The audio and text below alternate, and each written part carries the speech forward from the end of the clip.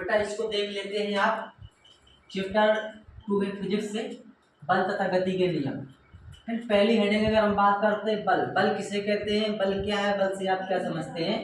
तो बल वह बाह्य कारक है जो किसी वस्तु की स्थिति में परिवर्तन करता है या परिवर्तन करने का प्रयास करता है, बल कहलाता है। बल को बेटा F से प्रदर्शित करते हैं। बल एक सदिश राशि है, इसका SI मात्रक न्यूटन होता है।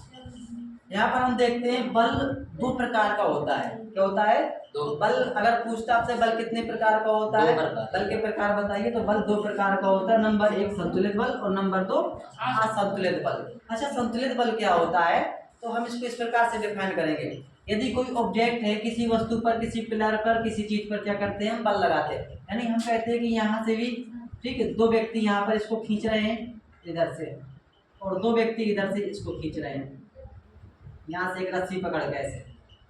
अब हम देखते हैं कि दोनों तरफ से बल कैसे हो रहा है, बराबर लग रहा है परिणाम में।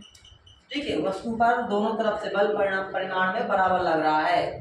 तो हम क्या कहेंगे, इसको कहेंगे कि बल हमारे दोनों तरफ कैसे लग रहे हैं, नियत बल लग रहे हैं, इसलिए वस्तु में क्या हो जाए, कोई परिवर्तन नहीं होगा। तो क्या करेंगे, हम डिफाइन करेंगे, यदि किसी वस्तु पर लगने वाले बलों का परिणाम, लगने वाले बलों का जो परिणाम है वो कैसा है, शून्य है, यानी उस पर कोई क्रिया नहीं हो रही है, तो वो बल हमारे कैसे कहलाएंगे, संतुलित बल कहलाएंगे। लेकिन अगर हम बात करते हैं असंतुलित बल की, तो यहाँ पे क्या हो जाएगा, सपोज मान लीजिए एक तरफ दो लोग खींच रहे हैं, एक तरफ एक अकेला व्यक्ति खींच रहा है, वो भी कमजोर व्यक्ति खींच रहा है, तो क्या होगा, जिस तरफ से अधिक फोर्स अप्लाई किया जाएगा उसी तरफ को ऑब्जेक्ट क्या हो जाएगी, ठीक है, ड्रा हो जाएगी।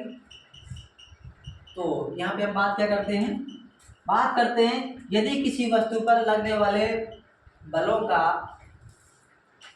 परिमाण शून्य नहीं है, कैसा, शून्य नहीं है, तो असंतुलित बल कहलाता है। तो उसके ऊपर लगने वाले बल कैसे होते हैं, असंतुलित बल होते हैं। बात अब यहाँ पे हम कर लेते हैं गति के नियम। इस चैप्टर में ये सबसे इम्पोर्टेंट चीज है कि गति के नियम। तो मैं कहूँगा गति के नियम जो है न्यूटन ने प्रतिपादित किया था। गति के नियमों को किसने दिया था, न्यूटन ने दिया था, इसलिए इनको क्या बोला जाता है, न्यूटन की गति विषयक निम्नलिखित 3 नियम हैं जिनका प्रतिपादन न्यूटन ने किया था, इसलिए उसे न्यूटन के गति विषयक नियम कहते हैं। प्रथम नियम है, यदि कोई वस्तु गतिमान है तो वह गतिमान ही रहेगी, और यदि विराम अवस्था में है तो विराम अवस्था में ही रहेगी, जब तक कि उस पर कोई बाह्य बल ना लगाया जाए। ठीक है, यदि कोई ऑब्जेक्ट का मूव कर रही है तो मूव भी करती रहेगी, और अगर वो क्या स्टे है, विराम में है तो विराम में ही रहेगी, जब तक कोई परिवर्तन ना किया जाए, बल अप्लाई ना किया जाए। द्वितीय नियम कहता है, किसी वस्तु पर लगाया गया बल, सपोज मान लीजिए ये क्या है, एक कोई वस्तु है, इस पर क्या होता है, F बल लगाया जाता है, धक्का दिया जाता है, और इसका जो है तो मास क्या है, m द्रव्यमान है। तो इस पे जब ये मूव करेगी तो इस पे एक्सेलरेशन जनरेट हो जाता है। तो यहाँ पे लगाया गया जो बल होता है, तो वस्तु का जो स्वयं का मास होता है, द्रव्यमान होता है, और जो मूव करती है तो इसमें जो एक्सेलरेशन जनरेट हो जाता है उसके मल्टीप्लिकेटिव के इक्वल होता है। इसलिए क्या कहते हैं, किसी वस्तु पर लगाया गया बल वस्तु के द्रव्यमान m और वस्तु में गति की दिशा में उत्पन्न त्वरण a के गुणनफल के समानुपाती होता है, यानी बराबर होता है। इसलिए फॉर्मूला क्या बनता है, F बराबर m × a। तृतीय नियम कहता है, यदि किसी वस्तु पर बल लगाया जाता है, यदि कोई वस्तु है उस पर बल लगाया जाता है, तो दूसरी वस्तु भी पहली वस्तु पर बराबर तथा विपरीत दिशा में बल लगाती है। इसे क्रिया प्रतिक्रिया नियम कहते हैं। दीवार में कील को ठोकते हुआ हथौड़े से, तो जितना चोट हथौड़े द्वारा कील पर लगाया जाता है उतना ही चोट कील भी हथौड़े पर लगाती है। इसलिए आप देखते हो कि दूसरी ऑब्जेक्ट में निशान बन जाता है रोकने वाली चीज में। ठीक है, तो ये हो गया बेटा तृतीय नियम। और यहाँ पे आता है जड़त्व। जड़त्व क्या है, किसी वस्तु का वह गुण जो उसमें होने वाले परिवर्तन का विरोध करता है।